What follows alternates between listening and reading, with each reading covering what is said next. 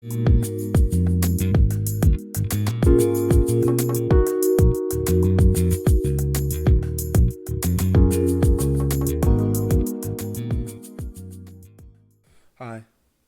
I'd like to encourage anyone listening to this podcast, whether it be you or someone you know who may be dealing with thoughts of suicide, unmanaged stress, and just difficulty in life in general, for you to reach out to someone.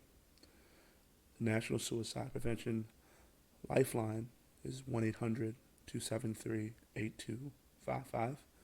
That's 1-800-273-8255. Also, there may be programs in your area specifically geared toward you getting help through a phone or through the internet, through video chat, etc. So please be sure to look up those things as well. Thank you. We hope everyone's going to stay safe. So it's interesting. Did you hear that they're talking about a $2,000? Yeah. Until I think it'll happen. I think it'll happen. I think it's going to happen too. Mostly because of they're seeing what people are already prepared to do to buck the system. Because not only see the issue with this version of a lockdown or of there's no activity. See, like there's no directive in a war, right? People know what their jobs is, they know what they have to do, et cetera, et cetera. Of course, you're going to still have people protesting, et cetera, but for the most part, people have directive. And I feel like as humans, we need something to do. Whether we're, they're saying, hey, all right, everybody do this, everybody do that. Right now, it's just don't go outside. That's the only little directive. It's just, we don't care what you do, just don't do, this. Yes. And I feel like that's hurting the psyche of different communities because people are now left to their own devices to be that pent up energy. I feel like is what we're seeing in these different protests and people storming hospitals and all this different stuff that's happening where people are saying, we don't care what happens, we just want to not be in this situation. And that's going to be compounded if people start to, when the people who start to starve start to get larger than the current amount of people that are starving. All right, this is Andre. He is saying, there he is. He just come up. He said he thought it was 2. Okay.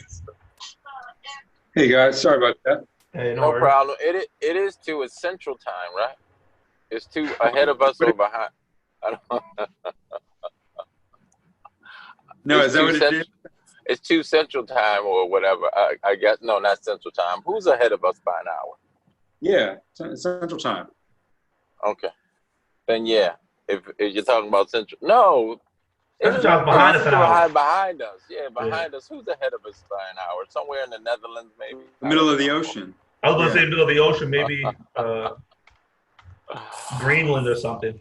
I don't know. Yeah, so I put in the thread, Andre, Home Depot also donated. Ezekiel has been talking to nurseries. Yeah. Ooh. Yep. Yeah, and I have a willing volunteer that we all know, a young man by the name of Shaquille. So he's definitely gonna come and help out, as he usually is willing to do. Yeah, he has no skills whatsoever, though. He has to be shown everything. Understood. Labor's is good. Yes, exactly. Yes. So he'll be hanging in there until the job is done. That's for sure. He won't quit on you. Yes, and I'll be reaching out to Denzel today to see what his timeline looks like. So just to give you all a glimpse into my mind, so that because I don't think you all are mind readers, I'm hoping that depending on the weather, we can at least have the boxes built by next Friday. And then we have that fabric laid in. So boxes built, cleaned out, have that fabric laid in, prep for soil to come. The good thing about it is us having our own soil, we're not going to have to worry about that particular aspect. Yeah. There's one thing I did forget to include, and I don't know whether we have any laying around anywhere. there's a screen that you want to put across the bottom. It's sometimes called something cloth, but it's actually a screen. It keeps the vermin from tunneling up under and eating your carrots and potatoes. Yeah. Huh. Okay. So there might be some laying around. So do you mean it's a flexible screen, or you mean like chicken wire? Because what I was going to do is lay chicken wire down. It's smaller than chicken wire because rats can get through chicken wire. So the Yeah. next smallest down. I'm sorry. Wire. So I call that chicken wire too, the little, but I don't know what it's called. I know what you're talking about. The chicken wire is about it's about square. a quarter-inch square or something like that. But the other one is very small. Yes. Yeah. So unfortunately, I call it chicken wire too. So we need to see what that is. It slows rats and gophers down. They can still chew through it if they wanted to. Gophers in particular, it slows them down. Yes. Okay. Yeah. All right, I'll include that. Write that down. All right. Yeah, I'm not sure what it's called, Ezekiel, because I know you already included chicken wire. So maybe I don't know. We'll. And I'll ask the nurseries. You know, when I'm on the phone with them, ask them what that's called, and what they would suggest that we also ask for. Okay. But yeah. That guy right there is trying to climb the bridge and commit suicide. Oh. Okay, I'm calling now. What was he saying? Yeah, he's trying to commit suicide. Trying to commit suicide on the bridge. Oh shit. On Howard Street Bridge. I'm gonna turn around. Go ahead. Yeah. Hold on.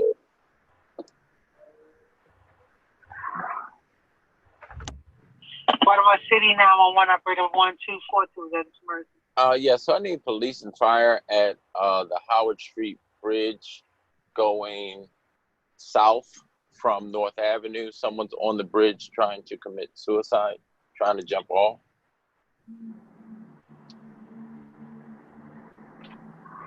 You know the person? Where is he? He jumped already? Oh, hello? Yes, I see the person. Hello, come down. You don't want to come down? The police are coming. Jesus. So I'm gonna flip. So yeah, I'm gonna flip. What do you say, sir? Yes. So on Howard Street Bridge. What's the phone number you're calling from? 443-858-1615. Okay, Micah Campus Police are here. Hold on, I don't know if you all can see. Yeah. I can't see anything, so I'm not. No, not you. I'm talking to somebody else on my other phone, man. Oh, yes. No, we don't have that kind of phone. So Micah Campus Police are here. You're going to call 911. I'm on the phone with. Yes, sir. All right. So he already called 911. Okay, sir. Thank you very much. All right. Thank you. Mm.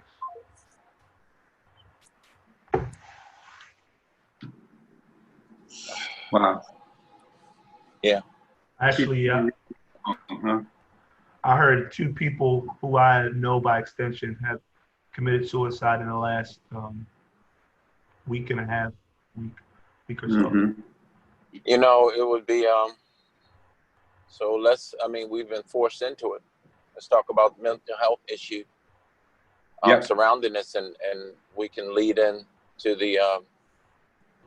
this with that part of the broadcast, so people can understand how serious it is for some people, and people that are contemplating that can call and get some help. And I guess, Ezekiel, maybe when you broadcast this, maybe at the beginning, you can put information for hotline. Yeah. So, and you were saying 2 people? Yeah, 2 people I know committed suicide in the last week and a half, week and some change. I'm sorry. And ironically enough, Grady, my therapist, actually texted me today, just checking up on me, asking me how I'm doing or whatever. And I kind of did the normal, I'm doing okay, doing all right. But then I thought about it and I said, you know what, maybe I can benefit from some conversations. And I asked him, I said, hey, are you, still doing sessions? And he said, yeah. So we're able to do tele sessions, yes, through probably Zoom or through the phone. or whatever. So, if there is someone listening to this that has I know for me personally, within the brown community, we don't have a lot of experience with therapists, and a lot of stuff that's normal to other people is not normal to us. So I didn't know that was a given. I didn't know that, therapists could do the tele session or whatever, because it's relatively new, me talking to someone. So if there's someone out here who might have someone that they talk to, but don't know, you should definitely ask, to see if that option is available for you, because there's a lot of people, and the people who I know who it happened were, not there. It was unsuspecting. Nobody in the family expected it. Nobody knew it was going to happen. But the way that people deal with events, there's formal therapy that friends and family provide for each other. And I think we also forget that sometimes that requires the training of more of us in community, in family, to know what we're looking at, because depending on the generation, there is also an impulse to not talk about things, right? That especially, I mean, men suffer from that particularly, right? That, you're just supposed to, the answers, as you said, as you started, Ezekiel, it's just supposed to be fine. How are you? I'm fine. I'm doing all right. And, under the circumstances, blah, blah, blah, right? But if more of us had training to understand, I mean, you look at that young man that was on the bridge, and many people who have been in desperate scenarios and desperate situations for a long time. Suicide is not new to our communities at all. I think part of the challenge, though, is that now is not the time. I was thinking about this a little earlier because I have another broadcast to do after this with some medical professionals about, the quote unquote current crisis. And I was like, well, I mean, I'm a little dull to it because we've been in crisis for so long. What are you talking about? Yeah. These are things, as my emergency medicine specialist, Dr. Melba Taylor in New York says, is the expected surprise, right? Oh my God, we're doing what? Yes, but there was going to be something. It was going to be Zika. It was going to be something, because the neighborhoods are filthy and they are perfect vectors for some kind of epidemic to hit us, as epidemics of AIDS and cholera and smallpox and all the things hit those small communities. But the mental health part of it is a poor cousin to public health. It's generally not really even thought of. Yeah. There's the move to, I mean, it's talked about, but there's no real answer for it. So I think a part of the movement might be towards making sure that more of us have at least some subliminal level of training. And then there's more telehealth available, because sometimes just a conversation with somebody can turn your day around, right? It doesn't always have to be, let me get in the thing and go see Dr. blah, blah, blah, and the blah, and schedule an appointment 6 months from now. When you're in trouble, you need help right in that moment. Yeah. Yeah. And Andre, what you're saying is so right and simplistic and easy, especially. So my stream of consciousness immediately goes to, are there any group sessions on telehealth? I mean, can we put that shout out? Can we talk to somebody and see if there's a volunteer doctor? And who's actually a big proponent of that is a really good friend of mine, Dr. Chris Gibbons. He's a former Hopkins surgeon who has been proselytizing for a long time that medicine needs to move out of the hospital, so that the only thing that happens there is sick care, but health happens actually at home and in community. And so that if we actually made telehealth available, how much would 5 iPads cost to lay out through a house that we were building, right? A couple $100. Because you don't need that plays the video games, you just need one that connects to the internet. And so if you buy them at scale, they're cheap. If we knew that we were putting elders in a house, and isolation with being such a problem that impacts mental health, the platform, Facebook, and portal, and so forth and so on. Those things, if they're ubiquitous, right? If you scale them, they're inexpensive. And we've all now had to come to accept being able to be connected to each other electronically as how we see each other, right? And this is going to be like this for a while. Yep. So is this not a time to wire in that infrastructure right when we're developing the houses so that people can visit with their, they'll abuse it and be goofy for a little while, but eventually somebody will say, oh, there's just a touch and I can talk to grandma, or better yet, grandma can talk to me. And it's not some, creepy thing that you're still worrying about, the NSA spying on you. Yeah, that's possible. Your television's probably already doing that. But so I'm gonna interrupt you real quick. I'm back to where the guy was on the bridge, and it seems like ambulance, fire, and everyone has arrived. And even though that's great, that is definitely great. Like Andre said, that's going to be sick care and not health care, and that's going to take away from any sick care that's needed.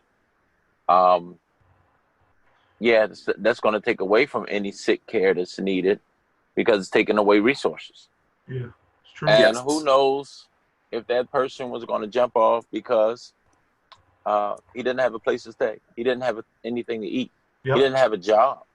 What would drop my mental health to zero more than having to find a place to lay down differently every night? Yeah. Plus keep my habit going, right?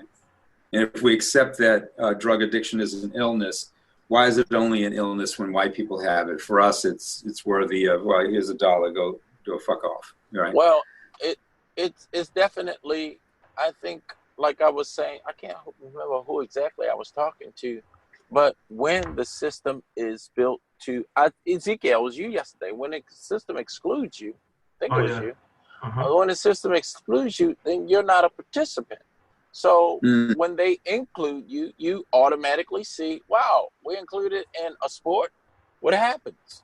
A lot of you get a lot of candidates. So when you are excluded, excluded by the legislative landmines, as Ezekiel pointed out before in one of our conversations, or the political bombing, the political cluster bombs that they planted all over, and when I mean that they've dropped on us, that is going to be the norm. So of course it's not a sickness until the thing that's happening begins to affect all levels of people. It's just like now with coronavirus. This is, Ezekiel pointed out earlier, and we've been talking about this for weeks now, that this is the great equalizer. Now, many people many different facets of lifestyles are now affected by this one thing. Right. This is hitting everyone. And so even as we die at a greater rate, it's still going to impact everyone. Exactly. And you start to think about, I mean, if unfortunately, the Confederate clowns in the White House dismissed the experts, but any of them would have told you, people who are studying epidemics from around the world will say that, well, there are successive waves of this stuff. If you don't, cholera doesn't, here's a pill, you're done. If in fact people are still have open sewers and open defecation and no water and drinking that same water downstream of where you're doing whatever you're doing in the river up there, right? Cholera continues, smallpox continues, dengue fever continues. Yeah. So one of the things that I think we have to get into is what will triage really look like? What are the policies around triage? Because it just really hasn't hit here. If we were like New York, thousands of people dead. Just hasn't hit here. And for me, I'll do a small amount of counterpoint, or pushback on the sense of just from bringing a perspective that from a political sense, Trump was considered, or the White House was considered crazy when he wanted to ban flights to China. And now the new spin is, well, most people got it from Europe. Wait a minute. So even though I'm not giving points to Democrat or Republican, my issue sits in the the recognition factor. The recognition, unfortunately, as always, as the saying goes, America catches a cold, brown Americans get the flu, and Mm-hmm. that is accurate. Mm-hmm. What I am dealing with now is misinformation, lack of information. What do they know? What are they telling us? What is this really? I was just asking Ezekiel how many people died of the flu, or just saying to him how many people will be reported that died from the flu, or will it all be corona this year? Because we know that last year, tens and tens of thousands of people died from what was called the flu. So Yeah. I am trying to maintain a clear head on what this really is, and trying to avoid any hyperbole, because I know how easy it is. We can group together in a pact and condemn something, because it feeds into our inherent bias, or it confirms our bias and things like that. So I don't really, I really want to see what the solution is for why brown people are getting it more, apparently. Oh, And having a talk with Ezekiel yesterday, hearing that people are going out. Was it you, Ezekiel, that they're going out playing basketball? yeah. So one of the things is that I know from talking to my friends who are in the hospitals, working in hospitals as nurses and doctors, et cetera, is an issue that I actually talked about with Tamara, who was on the last Done. podcast. Tamara Yeah, Dunn. Tamara Yes. Dunn on the last podcast about uh, Just talking. prenatal infancy death, those types of things, and a big issue in the brown community specifically is the lack of listening by medical professionals to brown people when they come in and they say, hey, I have this, or hey, this hurts, or hey, this, or hey, whatever. There is a general nature of dismissiveness Mm. to brown people when they come in, and it's sometimes seen specifically of African American women in terms of issues with pregnancy, etc. So I know that that plays a big role, but I think it all ties back to why we aren't as equipped to handle mental health as other groups of people may be. And that's because of the lack of information and the general distrust that Black and brown people have of the medical system, of systems in general. It's very difficult. I often have conversations with my friends all the time. It's difficult for me to want to trust the medical institution in general, to trust hospitals, to trust doctors, when there is a history of mismanagement, of mistreatment, misdiagnosis, lack of treatment. I mean, you can go down the list, and it's like there's a famous interview. I want to say it's with Muhammad Ali, and he says, you've been poisoning me all my life, and all of a sudden, now you're going to give me something expecting I don't think it's poison in it. You know, it's like how do you convince brown people to trust medical system, to trust doctors, to trust hospitals? First I thing is, there's go ahead. a fundamental precept that we can use to help to guide our thinking towards a better world, Yeah, right? Because really, that's the end of the day, we want a better world out of this. And the simple adage is that garbage in, garbage out. If in fact I've treated people, I have written a story yeah, that goes back eons about a thing. Rats are nasty and dangerous, blah, blah, blah, blah, blah. So you can have a pet rat, but the yeah, general public think that rats are dirty and dangerous because they have evidence and they have proof. But it's also how they hold rats in their mind. I've had pet rats before. They're very smart. They clean themselves constantly, so on and so on. But trust me, the ones in the alley are not that pet. right? So if I have it set in my mind about a thing, I'm going to hold that thing that way. So we have, in the garbage in, garbage out scenario, we have garbage in people's minds about who fill in the blank. People of color, black people, particularly brown people in general, immigrants, gay people, you fill in that blank, and they hold them to that account and nothing more. They'll make friends with Harold, who's black and gay, but generally he's not them dudes over there. He's just Harold, right? Yeah. I think the critical question in recreating a better world, better society, is getting people to abandon the thought, I have to have the ability to meet people as they are.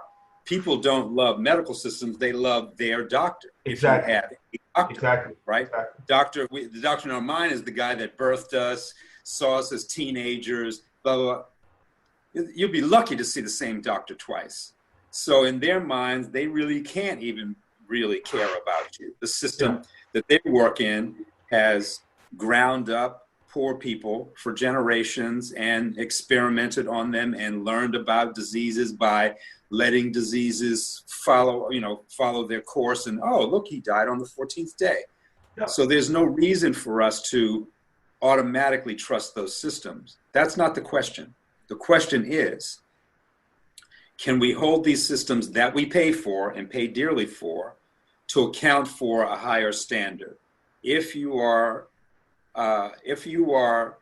that damaged at home with what you're eating, what you're drinking, how you're living, your entire environment is poison, I can't bring you to a hospital, give you a magic pill, and you go back and smoke and drink and eat Kool-Aid and expect your diabetes won't do that. Now, the other part of the garbage in, garbage out is that why is that person addicted to Kool-Aid and cigarettes?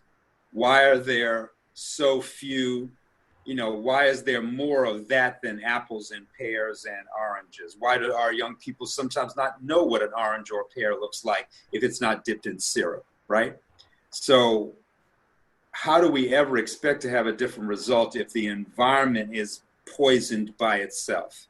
And that's where I think the opportunity lies for us. There's nothing that says that if I couldn't empty out one department's budget and clean up 5 blocks, and I'm ready to clean it, like down, steam clean it, and say, hey, everybody, we're going to organize your stuff all the way down to, now I know this is a lot of imposition. I'm talking a lot of magic wand stuff. But in order to be in this clean place, you have to sign an agreement that says you're going to keep it clean and allow for the inspections. And if everybody doesn't know how to organize, so if you need help, these people will help you get that organized. You won't have a magic bullet there, but generationally, won't their children and grandchildren eventually be in a better place and avoid the diabetes that they start giving our children when they put Coca-Cola in their water bottles, in their baby bottles, when they start giving them Kool-Aid and sticky candy sweets when they're children instead of real food. So it's a long-term approach, but I don't see any way of doing it unless you get the garbage out of people's minds and out of their bodies. So if we're here now, how do we, real quick, if we're here now, we're dealing with, like we talked about, the mental health. Maybe we find a doctor who's willing to hold a group session on Zoom every day for the brown community, for people to dial in for them. Alliance does that now. I have to double check that. Let me double check that, because I don't know if you know them.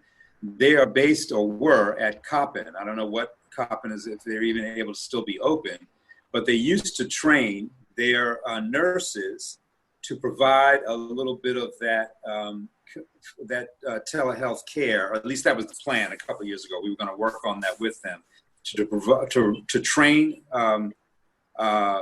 nurses to be that first level of like on call, like, to man the phones at a telehealth center, because Coppin has a great one there that's a little underutilized. And so let me find out from Chris if that still happens. So I'm just thinking about a Zoom conference where the people don't have to, of course, reveal themselves for HIPAA or whatever, but the person is just online giving basic information. On video. Yeah, exactly. A basic voice. Maybe they can text a question. I don't know. Separately. Go ahead. There was a virtual town hall. I just looked on the Black Mental Health Alliance website. It was a virtual COVID-19 Yeah, they do virtual them town pretty hall on the regularly. 30th. Yeah. So it looks like that is a resource for people.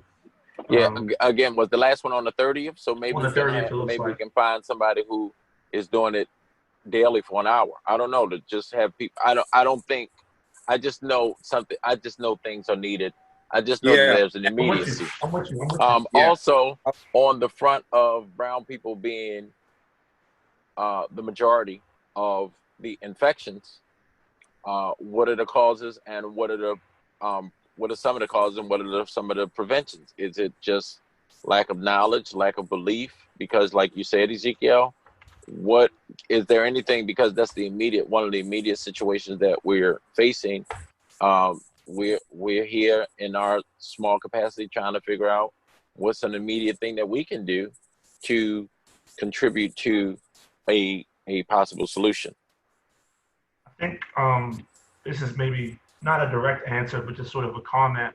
It's interesting because for us, right, historically, brown people have found solace in gathering with each other, whether that's church, events, baby showers, whatever, grandma's house.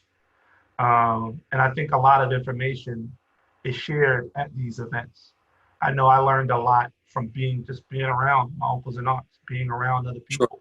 Physically, I learned a lot. Oh, did you hear about blah, blah, blah, blah? Your aunt tell you, did you hear about this program? Y'all should apply. All the little stuff that I did as a kid, my mom learned from somebody else's mom.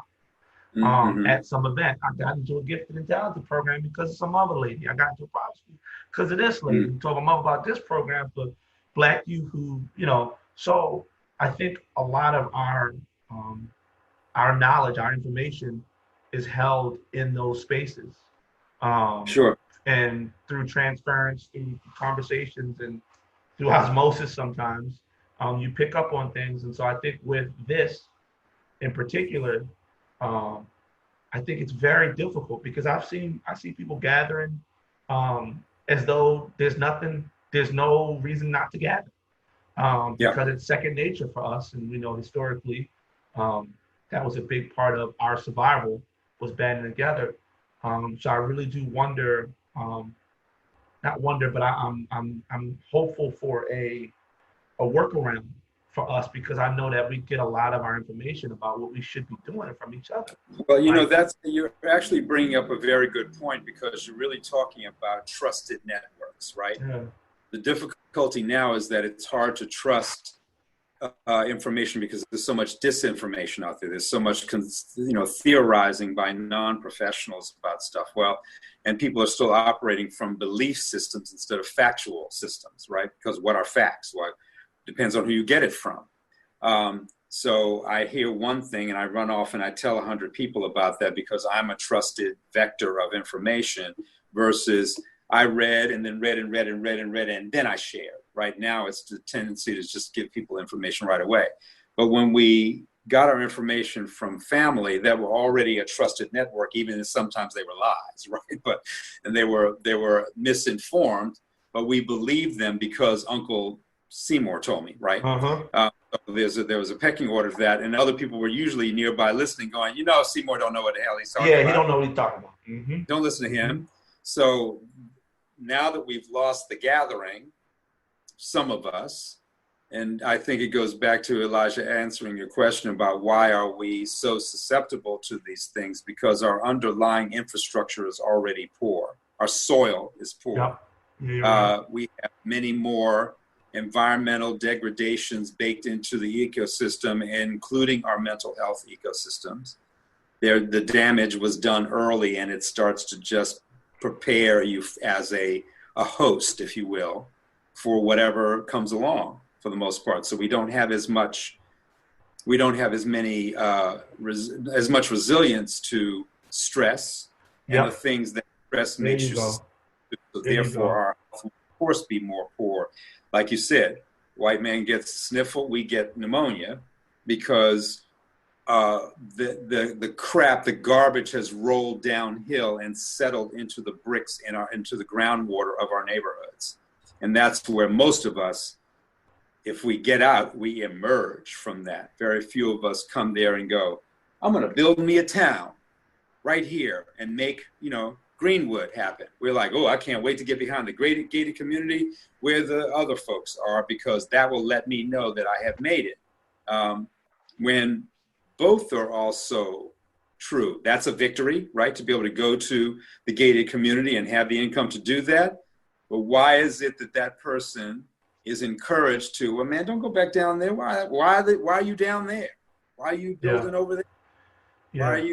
Why are you going back to church over there? Why don't you just move your church out here? Well, why do we leave what then become golden neighborhoods behind when we could buy them for pennies? Yeah. So it's a garbage in, garbage out. We have to clean up our internal systems all the way across the board. So now one of the good things is, again, we're here. Let's say we've been underground level, and there are some people socially there. Unfortunately, the system unknown has created a space where a lot of people are descended to ground level because of this crisis, and now they're actually starting to sink below. So now there's almost a parity. So what are the suggestions? I mean, for me, of course, the suggestions are education. We're contributing by not only talking. We're saying, okay, we're going to start some community gardens. We're putting out the call out. We've gotten some donations. Great. Sure. For mental health, we're saying, okay, we're going to look into persons being able to hold an hour or 2 hour session every day just for people to call in and just to check in. Yeah. Mm-hmm.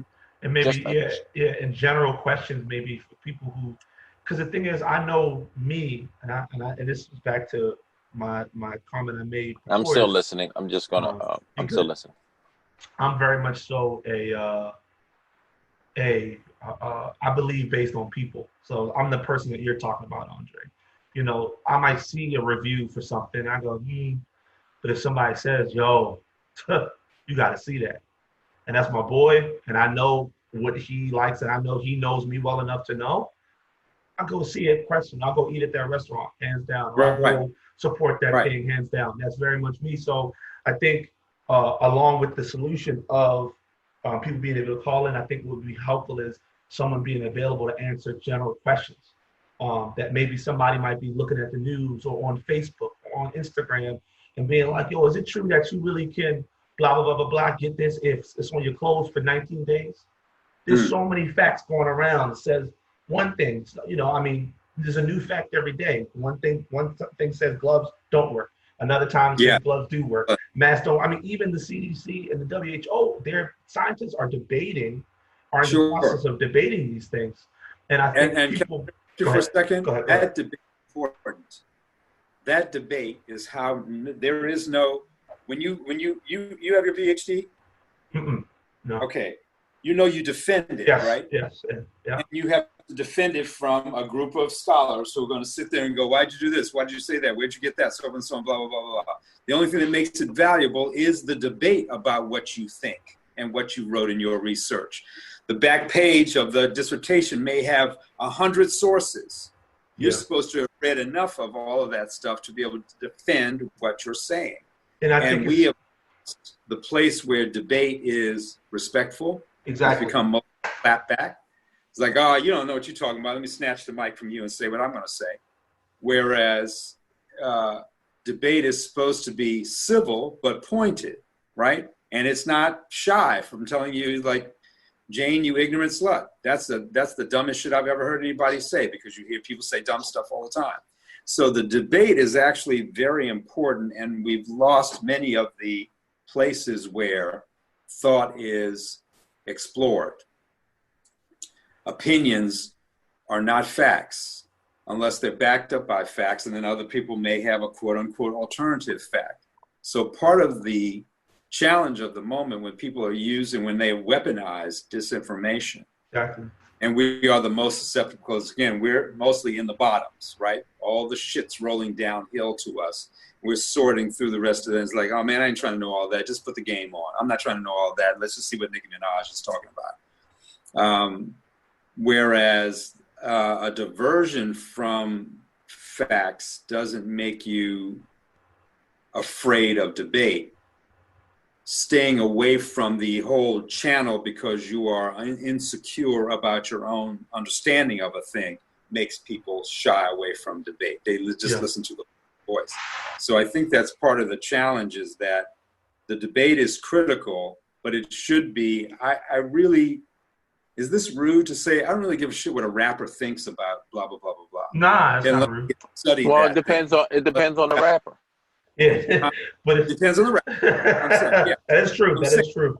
Have studied the thing, because a rapper who's actually an artist may have really had some perspective. He's been around the world. He's been here. He's been there. He's like, and what I noticed, blah, blah, blah, blah, blah. But just rhyming about the shit that everybody knows, that's already there, and blah, blah, blah, blah, blah, blah, I don't see that having much of a value anymore. Yet we still defer to, well, let's hear what Kim Kardashian has to say, because she's she's not a rapper, and I think that goes across celebrity in general. Yeah, I'm because they are practically become the celebrities of the moment. That is true. Right? That is very true.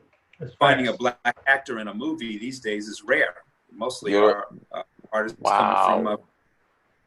Usually it's a lot of hip hop. There's a lot of hip hop artists that become actors. They come from London, where they're still training in the dramatic arts, or they're just a personality, a celebrity.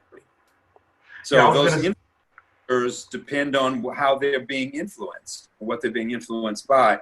But the debate is important, not just the crushing clapback is not debate.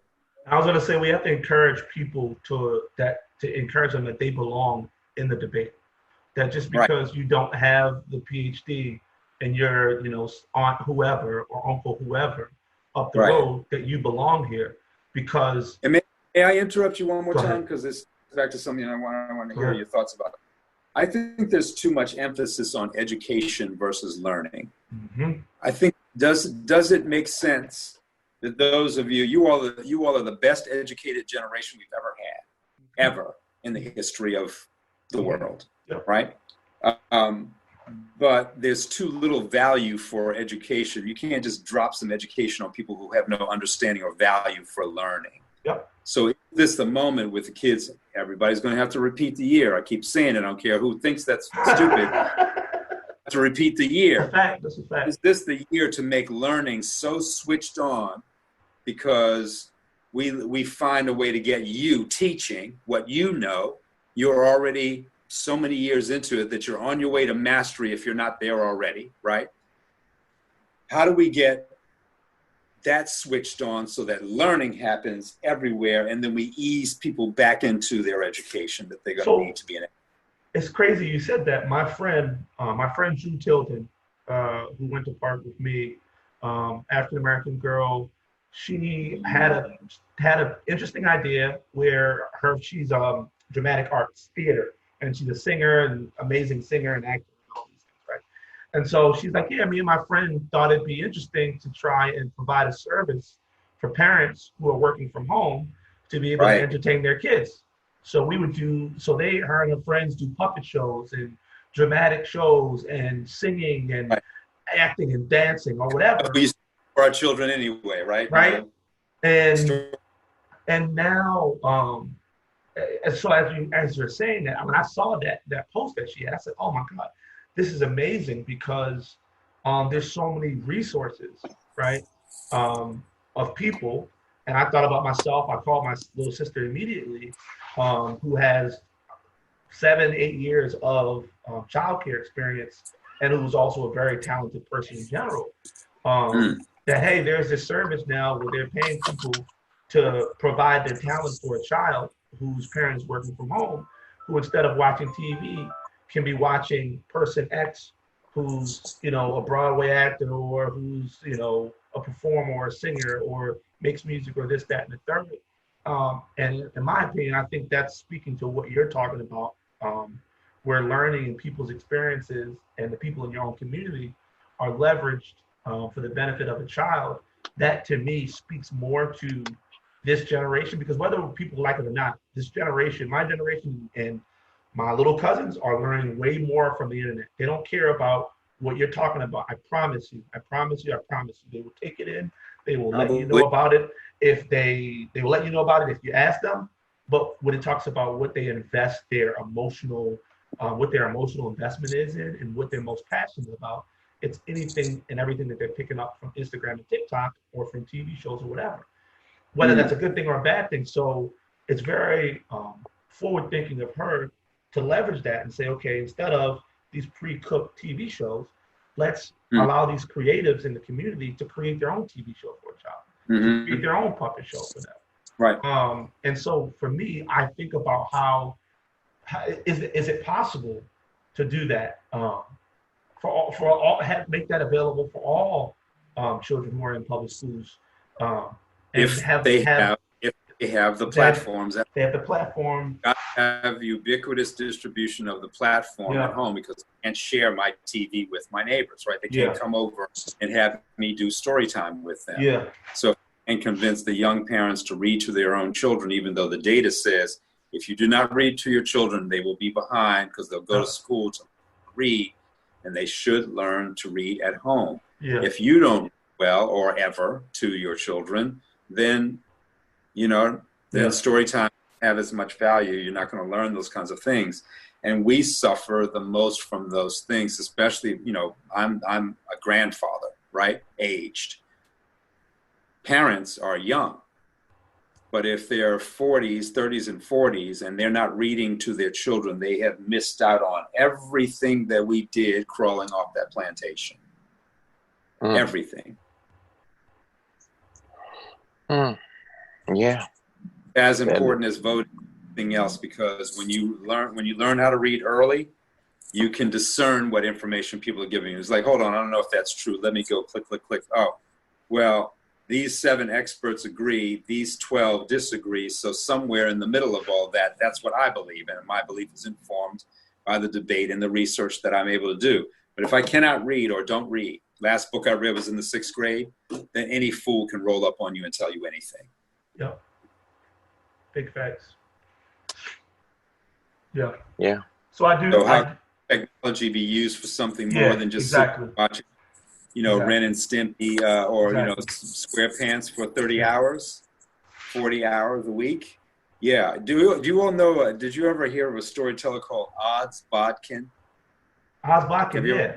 I have. Yeah. Odds Bodkin, a master storyteller. I think he's Norwegian. And we used to play his records and DVDs, not records, DVDs all the time for my daughter, and she still remembers them. And after a while, I enjoyed them as she did. He would tell stories like the Odyssey and African fairy tales and tales from around the world. And he would just read them, right? It wasn't video. It was just reading. But I'm telling you, they were done so dramatically that she would just sit there and play them over and over and over again for hours. So... And it definitely informed her sensibilities as a writer, as a poet, and all the rest of that, because, we had people in our family who were just great storytellers. I know that we know some people just really, hold the court because everybody's like, what? Really? Yeah. You know what I mean? Yeah. It could be all garbage, but they're good storytellers. Yeah. Good story. But we have heroism in our families, right? Exactly. The point is that skill is there, and that skill could be leveraged to give the right information. You get those people, in ancient time, those people would be the bards or the crier or whatever, right? Those are the people. That's the key people you give the information to. You give it to those people. Those are the people on Facebook who have the most followers, who share stuff, who everybody's commenting on their thing. Oh, for real, that's true. So there are those key people in communities already that were born into that role. Who were influencers, before Instagram, because they influenced the whole block or they influenced the whole neighborhood. Hey y'all, this person's doing dinners. I know people like that who, if you get that information to them, your business is going to multiply tenfold because everybody's going to do it off the strength of what they're saying. So in my mind, I'm like, really thinking about, how could we create, just like we're doing this 1 hour or whatever of the person who's available for mental health, is there a way to have someone who just is the everyday person, but maybe, or a couple people who are the classical sense of an influencer, um, Yeah. provide information for people just in blurbs, just being like, hey, this is almost like a quote unquote news show, but to funnel directly a sort of a more concentrated version of this, Mm-hmm. of what we're doing here. Of here are the 10 facts that you need to know this week about whatever. 10 facts you need to know about the current state of whatever, right? This is what Baltimore looks like. 10 pieces of information that's going to help you, whether that means a new program, or that means a new this, or that means some service, or that means some piece of legislation that's being talked about. Whatever those 10 or 5 nuggets, we can have that person um, say that and share that. I feel like um, that would be beneficial because it's happening already. Companies are already doing that, but it's not stuff that necessarily directly benefits us. Well, we're going to be forced to accept, digital as a platform, as a ubiquitous platform, right? For Yeah. school, health, Yep. home, all the rest of that stuff, Yeah. right? Cooking, learning is going to happen. It's actually happening a long time ago, but Exactly. forced into the environment. So the question is now, as we have been part of the reason why we even started this thing, it's content. What are you listening to? Are you able to ask questions, or is there a debate? Can I, in a quiet moment, push back on your old man about his generous feelings about the Trump administration and so forth and so on, who I consider a criminal conspiracy, right? Yeah. A criminal cartel. He's more egalitarian in his questions, like let's be sure to look under the hood. That is valuable. Yeah. That debate is valuable, because otherwise it gets into platitudes of, yeah, well, he's just a blah, blah, blah, blah. No, I can prove he's a criminal. I can prove a criminal cartel because he gives us evidence of that every day. But does that mean every Republican is a racist kleptomaniac? I don't know. And I'm not sure. Yeah. If you follow Mussolini, it makes you a fascist to me, right? Because I'm old enough to remember what happened when my relatives came back from World War II fighting fascism and faced it again at home. And fascism is fascism. So go ahead. And my thing would be, because I think what happens, people lump me immediately. I mean, not people, the perception, the optics are, because I'm not saying we got to get Trump out of the White House, we got to do this to Trump, Trump is this, because I'm not saying that about Trump. That no, I know. But I want to give perspective on this. If when you're blaming, let's say people are putting Trump as the devil, right? Mm-hmm. We are and forgetting that there are demons that empowered the devil that have been there 20, 30, 40, 50 years from both parties. What happens is when the devil goes about, when Mephisto is banished, the demons get to pretend as if they were never there. They get cover. What happened? Absolutely. Yeah. So there is a race, even with the commentators. Whether the commentators are on radio, whether they're on brown radio, whether they're on liberal radio or liberal television, all these people, to me, are posers, and it becomes this facade of misdirection and deflection, because their credibility is null or nil in the fact that they were not interested in equity before they had something to gain. Yes. There's some cover, some spread or something like that they were going to get from it. Right. So now we have corporations who are running institutions that is supposed to be the fourth estate, but they're run by corporations. And we know that if a corporation is sponsoring what's supposed to be facts, facts, and what's supposed to be the free press and what's supposed to be fair, we have to know by the sheer fact that the corporation has to do what's best, has a fiduciary duty to make sure that the corporation succeeds. So if the corporation succeeding depends on them being fair, then a lot of times they're not going to be fair. They're going to do what's first, and forgetting that America itself is a corporation. So my pushback is on the narrative. My pushback is on the narrative of COVID-19. My pushback is on the narrative because every 95 to 99% of the narrative that has been pushed on us by the media over these hundreds of years that this country has been in business has been lies, has been misdirection. From slavery to pillaging and plundering, it's all the narrative has been lies. And then we wake up 10, 20, 30, 50, 80 years later and say that was a lie. But by then, so what? It's built into the system. It's woven into the thread. And no one gets to be held accountable. And we find ourselves talking about reparations 120 years later or whatever. Well, but here's the only challenge to that, and I think that's the gospel truth. But discernment will tell you the difference between empirical evidence and a lie, generally, right? I don't have the empirical evidence of COVID-19's efficacy as a disease versus the flu.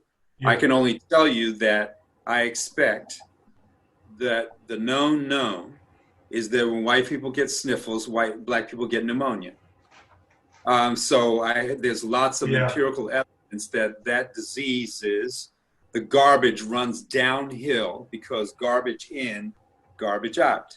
So if in fact you're telling me that it's the expected surprise, you mean this deadly thing with no antibodies lands in a community and kills us at greater numbers? Why was anybody, I can't believe that anybody is shocked. As a matter of fact, I said that to a European American the other day on the phone. She said, I found that shocking. It was like, you do not find that shocking. You may find it disconcerting. You may find it dismaying. But if you're shocked, we have a problem. Because we've been working for 3 years on this stuff.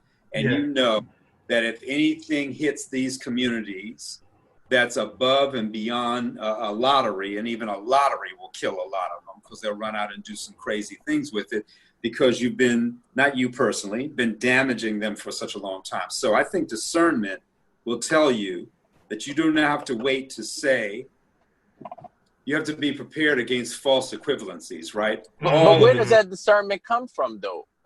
I just had a discussion with a Jewish American person. Yeah, but they don't have what experience? Because my pushback is that's going to be very individual. Yeah, thank you. So here, if the majority of brown Americans have a limited experience with the system, with the system that has been created, if they have a limited experience with what can be good or bad, if they have a limited experience of doing what is in their best interest, because that's the conversation that I had with a Jewish American. He's like, well, no, people do what's in their best interest. I said, no, that's not true. People do. And you people can prove follow that. People follow their influencers. Yes, you can prove that that's not true. Correct. You can prove empirical evidence that that's not true throughout all of history. So if people follow their influencers, and overall, we said it earlier and agreed. It was said earlier, and I agree that hip hop artists have a huge voice in the brown community, mainly or widely because of the rebellious nature, which ultimately, when you're trying to survive, you want to have someone that rebels against your oppressor. And that's what it seems like is happening. But at the same time, these artists and the system and the industry of hip hop has been funded by corporations. Thank you. Has and been compromised accordingly. And have been influenced by agencies of institution, government institutions, have been held up by the so-called Fourth Estate and their lackeys and them. So these board members, these actual people, made decisions to survive. And their survival meant that brown people needed to die, needed to remain sick, needed to not come up. And so now that system is still fixed. Yes. We are the only community, not only community, the brown community is rapping, and now the brown community, even in Africa, have you seen that new come up? The African hip hop artists are rapping about the same damnable shit. Do this, kill this, hoes, bitches, drugs. Because the garbage flexing, in the neighborhood, money. Garbage started in their neighborhood, and then it got on a boat and sent itself over here. So it's not. I beg of you, where does this not intuition? Where does this discernment? Where can this thing be gotten for 85 to 90% of brown people that have this limited experience of their influencer? I think you and already. Their influencer is paid. So let me comment real quick on the music and the hip hop and the thematics of what's happening in hip hop. That's definitely something I've thought about and had a lot of conversation with my friends about. And obviously there's obviously a generational gap, so there's going to be a difference in perspective on content and what I think what I value within our community is the ability to, and I think I said this in one of the podcasts, but basically the ability to make anything hot. And what I mean by that is I don't mean in a superficial kind of way where we make a couple bucks off of it. And I mentioned this in the last podcast. I think the thing that cripples us the most is we don't own it. Because yes, hip hop obviously talks about bitches and money and hitting girls or whatever, like anything and everything that you can mention. But the issue, the reason why that's the case is because there's gatekeepers. Right? So you have hip hop artists making a bevy of music, right? From Mos Def to the Migos, right? You have a swath of hip hop, but the hip hop that gets chosen, right, by the gatekeepers, that gets put up on these stations, that gets that deal with the NBA to play their song or whatever at this type of show or this halftime, or that gets promoted on TikTok to young Americans, is a certain type of hip hop. It's the same thing with movies. It's the same thing with any art form that you wanna throw out there, TV shows, whatever. You know, somebody was coming to me, why is it all these murder mysteries, true crime shows now famous? It's not true, because that's what people have been conditioned to want to see. So I think the whole system has been conditioned, not just Black people. Black people are one arm. Us as a form of entertainment, our demise as a form of entertainment for ourselves and for other people is one arm of, or one maybe tendril of the arm of entertainment in America. And we get exploited for very direct and very specific reasons. And our perspective on it is, this is what we grew up in. What else are we going to talk about? Right? But we are also influencers globally. So we have to take that into consideration as well. But yes, you are correct. But so I'm a musician, right? And if I say I'm making a song in my mind, I'm not thinking about, as an artist, I'm not thinking about the impact it's going to have on people. I'm just trying to make a song, right? So it takes someone who's more experienced, right, who has more experience than me to say, hey, what you're doing is actually more powerful than you just making a song, and breaking it down to me so that I can go, oh, wow, you know what? You're right. That does make sense. That does, I see how that affects my community. Because we can get into a wider conversation of the effects of the prison industrial complex on the Black family, and how that affects male artists and their views of women within hip hop, and how the lyrics, can be directly, the gang lyrics. There's a reason why they're gang lyrics, because most kids my age and younger are in gangs. So that's what they're rapping about. So I think that I think that the power is there.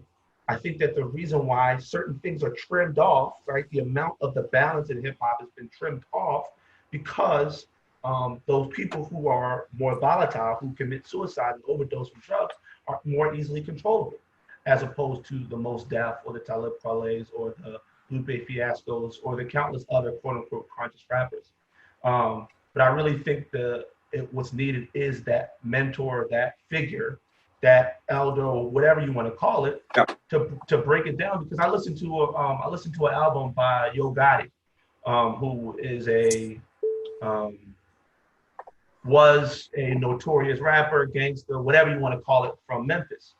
And I listened to his most recent album. Some of the best rapping about self-help, mental health that I ever heard. But that's after 8 albums of him rapping about killing people or this, that, and the third. Now he learns, and now he's trying to put it on record. And that's, to me, that's what's going to happen. There's no way, unless you have someone who has enough respect from that community to say, hey, this is what we're not doing, and for people to listen. Without that, the influencers also have influencers, right? Yeah. And sometimes they are the corporation. You release blah, blah, blah, blah, blah, but your lawyer says X, or the A&R person says Y, or the studio executive says so forth and so on. It's like, well, they're not going to like that. Well, how do you know? Because you didn't like any of this stuff. I was selling this out of my trunk until you discovered me, and now I got to do it in a certain kind of way. So the influencers have influencers. And I'm not saying that people shouldn't actually make money at this, because eventually the corporation has a conscious corporation has a benefit to everybody. But it's not just following. Nobody knew that they wanted to watch cops chase people through alleys before they did, right? Yeah. And then all of a sudden the rating went through the roof, and people were talking about, did you hear bad boys, what you want to do? Yeah. And so, the you can't misjudge the value of either circus or opera. Circus place. I prefer Cirque du Soleil. I don't like elephants being tortured, but the circus has its place.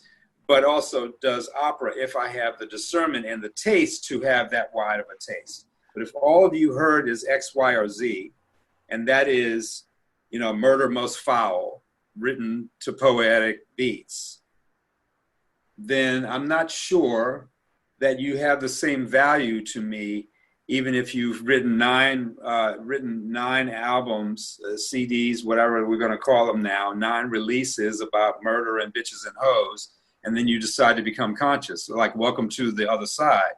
But to a certain extent, when do we hold you to account for all the other lyrics? I think if we made some of these people stand up and just recite it as poetry with no beat, I think we'd be sitting there twisted up in they have those videos on YouTube if you ever want to watch them. What? They have those videos where they just recite, they just say their lyrics with no beat. Oh, well. And popular too? Yeah. Yep. I know, right? And people, it is not as cringy as, sadly, you are correct, in a sober world, it should be cringy. But on the internet, they just talking the lyrics. And the lyrics sound crazy. But I just wanted to quickly say, no, I completely agree with you. I feel as though there has to be a bridge, because the generation below me, my younger cousins, are like, it took me, I had to sit my cousin in the car with me for 3 hours and put on style, and I had to put on hip hop songs, and I had to take him back to the sample, right? He's a producer, so I had to show him where this song came from. That moment for him meant that he understood music in a different way going forward, right? Because I knew, for me, that's what changed my perspective on music. That's what got me interested and got me more critical of the rap that I listened to. Critical was me understanding that, okay, this sample is from a stylistic song, and this is what the original song sound like, and this is why. And the science behind the music for me is what, quote unquote, saved me from just being the everyday listener that's inundated by trap beats, 808s, and hi-hats. That's what got me to hear, okay, this is the exact same thing 8 billion times, and I'm over it. So I understood the impact of me doing that. Why? Because that happened to me, that happened for me by somebody else. And for me, that's the power of, and this is a whole side conversation, but the power of sampling is the fact that the essence is actually still left there, right? From that original soundtrack, from that original piece of music, I'm telling you, it's still there. And when people find it, that's a magical moment for them. So I believe that if someone were to leverage that, let's just add, if they pay the artist for it, because that's important. That's a whole nother story. That's something that is. That's a whole nother story. Sadly, yeah. Sadly, that's not the case. I know, but I'm saying, if you're stealing it, it's not the same thing. Yeah. Somebody worked on that and sweated over that, may have died for it. Literally. Absolutely. Literally. The stories and the documentaries I've been watching about African American artists in the 40s and the 50s and the 60s. Right. And not point to people who steal, beats from artists who may have just been a session artist on the recording. He may not be paid that well at all. So if you're stealing, you're stealing. And this is back to the thing of, we don't own it, right? We don't own our royalties. We don't own in life, period. We don't own our intellectual property in life. So someone always profiting. We don't even know there's money to be made. We just out here. We just like, yo, yeah, man. This, boom, boom, boom, boom. We don't know somebody's over on the side taking notes. Oh, for real? Oh, that's what y'all doing over there? Okay, yeah. Judy, write that down. Y'all. Oh, for real? I should do what? Oh, put crab dip on what? Okay, yeah. Write that down over here. So for me, it's a dichotomy of, yes, I know that the content, the visual of what we're doing, 100% needs to be overhauled. But how do we continue the creativity, right, without diminishing the value that is our creativity? Right? That's not that difficult. Okay. People who steal know they're stealing, right? If I don't attribute something to you and I publish it and put it on a T-shirt and sell 10,000 of them, that wasn't an accident. I didn't fall down onto the press. I stole that design, decided not to contact you, said, hey, man, I love it, and then started to share it. And so that's not what I mean by the sharing economy. The sharing economy is, I sold 10,000 of them, and here's 20 grand for you because it was your design.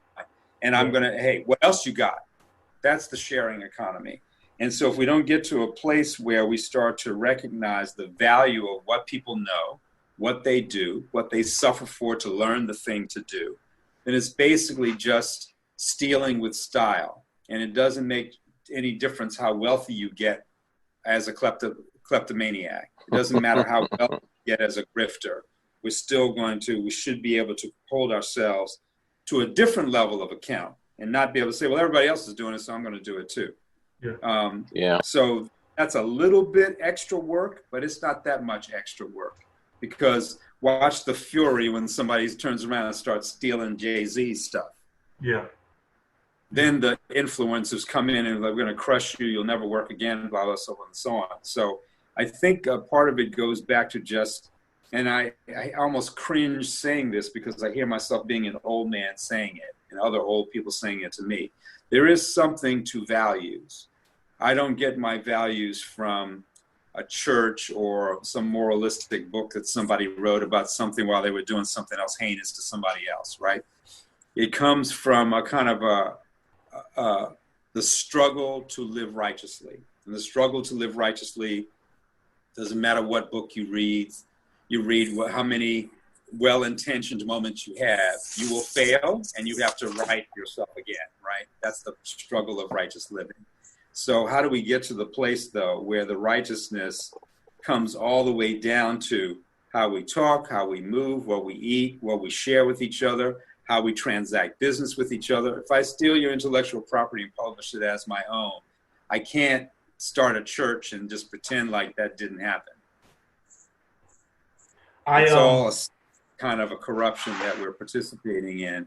So I have to find out how to repair that damage to you at some point or another, even if I didn't make any money. It's like, oh man, I thought I could get away with it, but I'm sorry. That person generally will be a little generous, or sometimes not. They may not say anything to you again, but you have to, that's where courage comes in. You do the thing that's the difficult thing to do. So that's, if we could reinforce those essential values of ourselves as human beings, like what could somebody roll up and tell me about myself that was negative, that I already had faced and I was working on, or wasn't true at all? It's like, what? How do you do that while in survival mode? No, though? I'm not. Never, how do you make those decisions while in survival mode? How do you make the decision to share a piece of your bread or some of your meal at that particular time? What is an easy path? Not an easy path.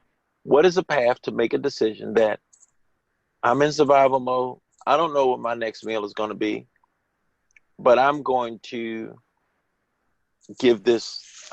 offer this. A situation just happened with me today where someone tried to destroy a partnership that I have with someone about doing some work. They asked me for a price. I told them. They so happened to meet one of my partners at the same time they met them at the same time, got the information, and called my partner and said, hey, what can you do this for? Wow. It happened. Thankfully, my partner and I had enough enough experience with each other and enough background so that he called me and said, this is the text I just got from this guy. How perfect. How perfect all of it is, because that person was going to do that in some other form later on, no matter what. So they showed you early, this is who I am. Well, no, I've known that person for 20 years, and I already knew that he was a plunderer. Wow. And so that's why I gave him a price that I knew, or gave him some stipulations that I really didn't want to deal with him, honestly, because of how he moves. And his words are one thing, but when it comes down to it, he wants to feel like, even though he's not in survival mode financially, he's one of them persons that always wants to brag about getting a deal. Yes, right, exactly. I got this for this amount. Yes, I got this for that. I got it for that. And so he thought he was going to pull it on me. Now, right. Yeah. And so he thought he was going to pull it on me. He sent me a price that somebody gave him. I said, that's a great price. You should go with them. Because I knew whoever was doing that, if that was a real price, right, was in a bad situation and needed to survive, or needed to more than survive, because the price that he gave him was about, I'd say 30% of the most fair price that he could have got. Wow. Right. So now there's going to be a lot of trying to play me. And I said, well, no, go ahead. You should go with that. Then he calls my partner and said, well, what can you do this for? The thing that that he really didn't have it for that price. And he's in survival mode. So how do you convince people that are really in survival mode, that won't eat or don't know when the next time they're going to eat, how do you convince them to do So it's what you we just call said. the right thing? It's what you just said, right? So you have an inherent value placed on your services, right? In your mind, you know that whatever it is that you do, these different things that you may do, okay, this, for me and my team to do X, I know that I provide this value, and this value equals this amount, right? As you were talking, I was just thinking value. You have to show the person that there's value in them splitting their final slice of bread or whatever it is with the person next to them, right? So that's in my opinion, right? For me, I know the value in that. I already know. So it's not. I've experienced the value in that. Why? Because I had zero bread, and somebody who I split a bread with came back to me and said, "Yo, remember that time you gave me that piece of bread that one time? Boom, I got you, bro. Don't even worry about it. And here's our whole loaf. And here's an extra. Here's some jelly, some peanut butter, and some milk with it. From literally me doing something for free, just because that's just I wasn't thinking about it. You know, that's what I saw in my childhood from my grandparents. I saw thoughtless generosity, and you don't know. You're not thinking of something coming back to you. You're just doing what we were taught is the right thing to do. And I think that there's that level. Some people have that ability to trust that, okay, this is what my grandparents did, or this is what I saw my parents do, or whatever. But other people have to be shown that in real time. And I use this example all the time with anybody who's had a conversation with me. I use the example of bats, where bats will collect blood in their glands.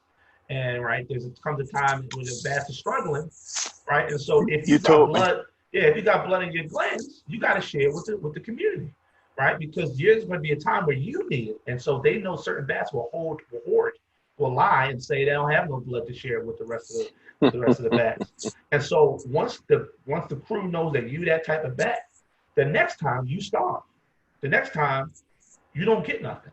So in my mind, I think that there needs to be a value placed on the act of giving, right? This is what I was having a conversation with somebody. I was literally talking to somebody this morning, trying to tell them that, like, it's so ironic that we're all going through this corona thing, right? And everybody's complaining about how they don't have this and how they don't have that and this.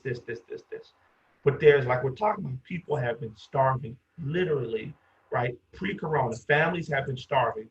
Pre-corona, families have been struggling, living paycheck to paycheck. Pre-corona, and will continue post-corona. So this should be a moment of empathy for people.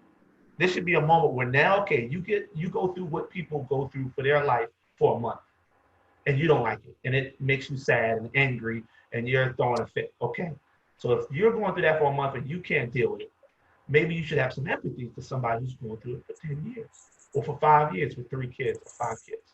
And I think that there's just no value placed on giving. It's like you're losing. You feel as though you're giving it away, and there is no value. It's been drilled in my brain since I was a kid that there is inherent value in giving to someone else freely. This is a tale as old as time, right? It's Cain and Abel. It's whatever mythology you believe in. There's always, the city mouse and the country mouse, the ant hopper. It's an old story because it's just in human nature. Some people are takers, some people are predators, and some people are bees. They work for the good of the colony. They work for the good of the family. If I have a sandwich, you got to have a sandwich, right? And so they're always going to then boil down to our individual nature and how, you can have people in the same family, and one person is Aesop and one person is this one. One person is this, this way. There's Goofus and Gallant. The reason why we lay it out that way, because eventually it boils down to human nature to a certain extent. My nature is, because of my training or my upbringing or my influencers growing up, is to share. Other people, to your point earlier, Eli, that we have nothing, are challenged to share because, well, if I give you half a sandwich, then I'm starving faster. I'm not thinking about whether you're going to ever come back to me and bring me something. I'm hungry right now. So I think that there's one thing that you click on, the good behavior, knowing that there always be people, there are always going to be hyenas in a system. They'll snatch anything, Big tie it down. Anything that's not sitting there, if you're not looking at it long enough, that's mine. And I don't want to pay you for it because maybe you won't find out. I'd rather beg forgiveness than, oh man, I'm sorry I stole those beats. But I just had it. Just had to. It was so dope. I just had to have it. They'll always be there. And then they make it their own. and then they'll make it their own. They'll change it up enough so that, well, I use this piece and this piece. That's always been that way.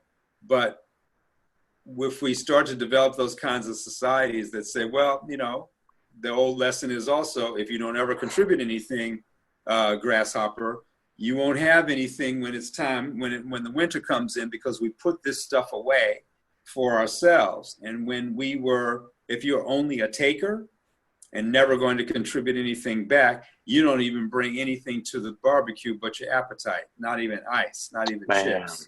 Man. You remember that after a while. You're not invited next time. Yeah, I'm just as you're talking, Andre, and I have to run. I love talking with you, and I love me too. the fact whoever's tuning in, hopefully you're getting some value out of this. But Andre, while you're talking, I want to know, statistically, analytically, what percentage of people are falling into those archetypes? What percentage are givers or bees? What percentage are takers? What percentage are onlookers?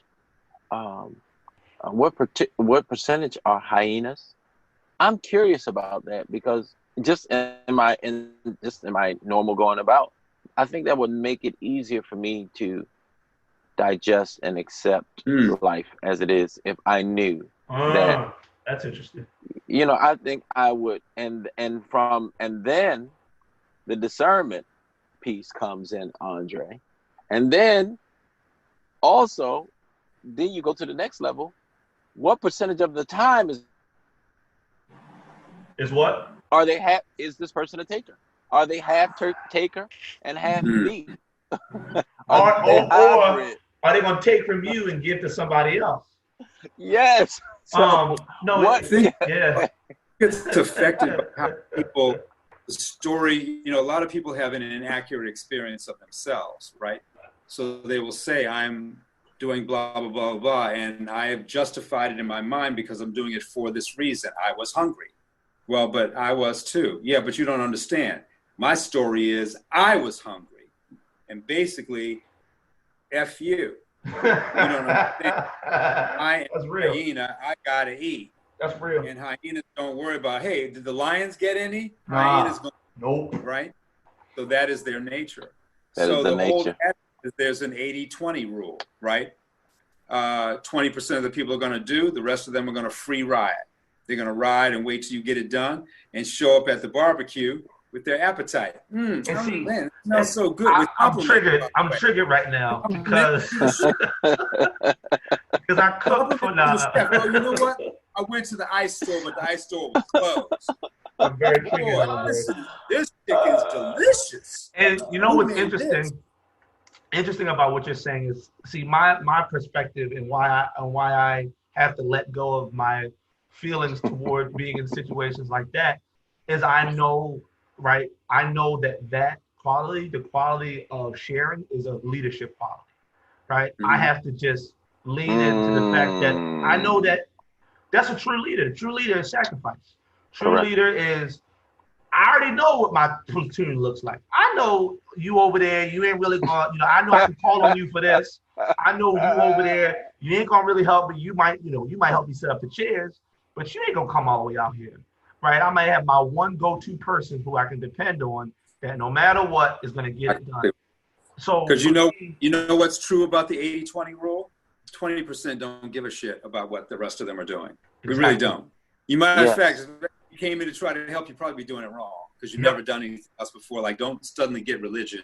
Just keep doing what you were doing. Yeah. The 20% really generally accept the fact that they're the only ones who everybody else is just going to wait to show up at the barbecue because people who are in the 20%, they cook, they clean, they do that because they enjoy the whole herd getting fed. Exactly. They enjoy everybody being safe and happy and so on and so on. As a matter of fact, here's some plates. Y'all take some home with you because maybe you don't know how to cook.